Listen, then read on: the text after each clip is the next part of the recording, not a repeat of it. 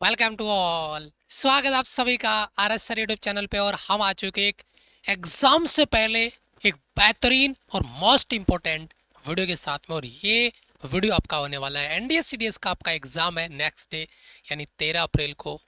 और आज यानी 12 अप्रैल को इस वीडियो पे अपन बात करने वाला है कि लास्ट टाइम जो आपका टिप्स होता है एग्जाम से पहले के एग्जाम में कैसे अपने को प्रॉपर टाइम मैनेजमेंट आपको करना होगा, आपको नेगेटिव मार्किंग से कैसे बचना होगा, क्योंकि बड़ा खेल होता है नेगेटिव मार्किंग का। स्वेप स्कोर हमें लगभग कितना लेके चलना है, जो एक्सपेक्टेड स्कोर है उसके हिसाब से, बाकी पेपर लेवल के हिसाब से वेरी करेगा वो तो, लेकिन फिर भी है ना। और इंपॉर्टेंट डॉक्यूमेंट्स क्या क्या हमें एग्जाम सेंटर पे लेके जाना है। तो ये वीडियो 4 से 5 मिनट का होगा, लेकिन ये प्रत्येक एनडीए सीडीएस वाले ऑफिसर जो बनने वाले बच्चे हैं उनके लिए बहुत इंपॉर्टेंट होने वाला है। तो सबसे पहले अगर अपने यहाँ पे बात करते हैं, यहाँ पे सबसे इंपॉर्टेंट पार्ट आपका नेगेटिव मार्किंग से कैसे बचे और सेप स्कोर क्या होने वाला है। नेगेटिव मार्किंग से बचने का एक तरीका है, सबसे इंपॉर्टेंट पार्ट, कि आप हर एक सवाल को फोड़ने नहीं जाए। आप अपना टारगेट सेट कर लो, लिख लो कि मुझे इतने सवाल सॉल्व करने हैं। जैसे मान लीजिए आपने मैथ्स का टारगेट सेट किया, 120 क्वेश्चन आपके आ रहे हैं, और आपने मैथ्स का टारगेट सेट किया है कि मुझे लगभग आपका 85 क्वेश्चन करने हैं। कितने क्वेश्चन करने हैं? 85 क्वेश्चन। ठीक है। अब 85 क्वेश्चन में से आपका पहला टारगेट ये होना चाहिए, फर्स्ट राउंड में आपके लगभग 40 क्वेश्चन आप करें। फर्स्ट राउंड में कोई भी क्वेश्चन रिस्क वाला आप सॉल्व नहीं करेंगे। जितने क्वेश्चन आपको आ रहे हैं अच्छे से उनको क्लियर करते जा रहे हैं। फर्स्ट राउंड में 40 आपने क्वेश्चन किया। फिर अपन सेकंड राउंड लेंगे जिसमें जो एवरेज बेसिक क्वेश्चन थे उनसे जो अच्छे लेवल के क्वेश्चन आए उनमें से आपके 20, 25 या 30 जितने क्वेश्चन आपके बन रहे हैं उनको सॉल्व करो। और फिर आता है थर्ड राउंड में आपके 5, 10 या 15 जो टाइम टेकन क्वेश्चन है, लेकिन आपको आ रहे हैं। मैं फिर कह रहा हूं, टाइम टेकन है, टाइम लेगा लेकिन आ रहा है, उस सवाल को आप सॉल्व करेंगे। तो इस तरीके से आप अपने सवालों को, अपने पेपर को 2-3 पार्ट में तोड़ेंगे। सेम चीज आप जीएटी वाले पेपर में करेंगे कि 150 क्वेश्चन है तो सबसे पहले 60, 70, 80 क्वेश्चन वो जो बिल्कुल बेसिक आपको आ रहे हैं उनको करते जाओ। किसी भी उलझने वाले सवाल पे जाके अटकना नहीं है। तो ये चीज आपको करनी है। यहाँ पर मैथ्स में अगर अपन लेके चलते हैं तो आपका जो सेप स्कोर है वो मान के चले कि अपन 85 क्वेश्चन कर ले। फाइनल मेरिट तक की बात बता रहा हूँ मैं, ये नहीं कि भाई रिटर्न क्वालिफाई में करना है। 85 क्वेश्चन अगर अपन लेते हैं, 85 to 90 क्वेश्चन अगर कर रहे हैं ना तो बहुत बढ़िया है। कोई बच्चा ये कहे कि सर मैं 80 कर रहा हूँ, बहुत बढ़िया, ठीक है, लेकिन टोटल सिलेबस में सब्जेक्ट में आपके जो स्कोर है, जब टोटल आपका रिजल्ट आएगा तो फिर दोनों को मिला के आपका स्कोर कितना बन रहा है वो चीज़ भी मैटर करता है। तो अगर इसमें मान लो थोड़ा सा अगर आपकी कमांड थोड़ी लूज है तो यहाँ पे फिर आपको अपना स्कोर बढ़ाना पड़ेगा। सेम पैटर्न पे आपको जीएटी में जैसे 150 क्वेश्चन आपके आ रहे हैं, 600 नंबर का पेपर है, 2.5 घंटे यहाँ पर भी आपको मिल रहे हैं। तो इसमें टारगेट आपको करना है जीएटी में कि मेरे को इंग्लिश में इतने करने हैं, लगभग 30, 35 या 40 क्वेश्चन करने हैं, क्योंकि सारे क्वेश्चन अगर आप करने गए तो आप सिलेक्शन को खो दोगे बेटा। क्योंकि जो बच्चा एक प्रॉपर टाइम मैनेजमेंट के साथ, प्रॉपर क्वेश्चंस के मैनेजमेंट के साथ जाता है ना, वो बच्चा कम क्वेश्चन करने के बाद भी फाइनल सिलेक्शन लेता है, क्योंकि वो नेगेटिव नहीं करता, ओवर कॉन्फिडेंस शो नहीं करता वो बच्चा। तो आपको पहले से प्लानिंग करनी है कि मुझे जीएटी में लगभग मान के चलना कि मुझे जीएटी में 110 से 115 क्वेश्चन आपके करने हैं। अब 110 से 115 क्वेश्चन हो सकता है आप 120 तक चले जाओ, लेकिन जितना आगे जाओगे उतना नेगेटिव मार्किंग आपका बढ़ता जाएगा, स्कोर आपका नेगेटिव होने के चांसेस ज़्यादा बढ़ते जाएंगे। तो नेगेटिव मार्किंग को अवॉइड करना है। पहले वही क्वेश्चन करो जो आपको आ रहा है, उसके बाद में जाओ कि यार ये सवाल मुझे थोड़ा डाउट में है तो मैं करूँ नहीं करूँ, तो रिस्क ले सकते हो आप, लेकिन वो भी 1 या 2 ऑप्शन के साथ में हो। तो चारों ऑप्शन में डाउट है तो फिर उस सवाल को करने का कोई लॉजिक ही नहीं बनता।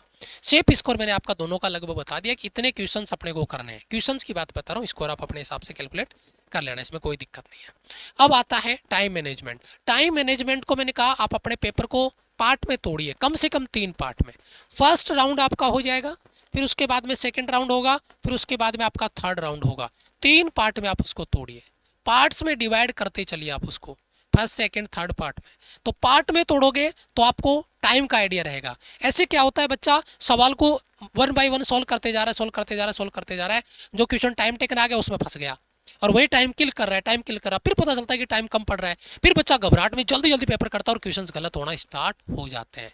तो प्रॉपर टाइम मैनेजमेंट का मतलब अपने पेपर को कम से कम 3 टुकड़ों में तोड़ो। फर्स्ट, सेकंड, थर्ड में फर्स्ट में बिल्कुल बेसिक सवाल है, सारे कर डालो। एवरेज सवाल है, मीडियम सवाल है, उन पे मत उलझो। फिर सेकंड में मीडियम सवाल, और थर्ड में वो सवाल जो आपको आते हैं लेकिन टाइम लेंगे, लेकिन करो उनको, टाइम है अपने पास, मैनेज कर लेंगे, लेकिन आता हुआ सवाल है वो आपको करना है। जो नहीं आ रहा उसको छोड़ दो, नेगेटिव नहीं करना उसको, ठीक है, ये चीज़ इंपॉर्टेंट रहेगी।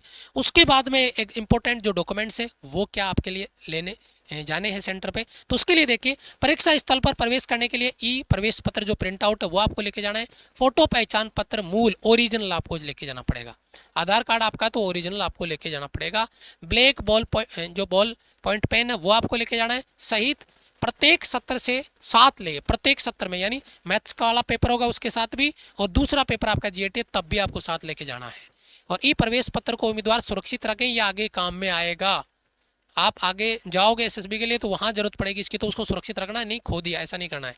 कृपया नोट कर ले, परीक्षा प्रारंभ होने के 30 मिनट पहले आप सेंटर पर प्रवेश आपका बंद कर दिया जाएगा। तो प्लीज प्लीज प्लीज 9:30 बजे तथा अपराह्न सत्र 1:30 बजे प्रवेश बंद होने के पश्चात परीक्षा स्थल पर किसी को उम्मीदवार को एंट्री नहीं दी जाएगी। यहाँ पे 10 बजे पेपर स्टार्ट होगा तो 9:30 बजे बाद में एंट्री नहीं है, पहले पहुँचो।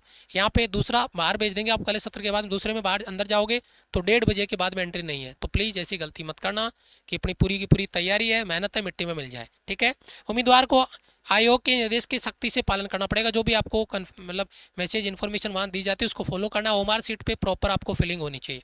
ओएमआर सीट पे गोले वगैरह प्रॉपर आपको करने हैं। जैसे गोला ये है, अब इसको आप गोले को कैसे फिल कर रहे हो ये एक मैटर करता है, और वहीं पे बच्चा आधा भरता है, कभी आधा खाली छोड़ देता है, प्रॉपर उसकी फिलिंग आपकी होनी चाहिए। यहाँ पर देखिए पेपर सोल्यूशन हम आपके लिए लेकर आने वाले हैं। आपका पेपर होगा, और एक सबसे इंपॉर्टेंट चीज़, पेपर होते ही अपने नाम के साथ मैं चाहूँगा और मैं उस बच्चे को सैल्यूट करूँगा।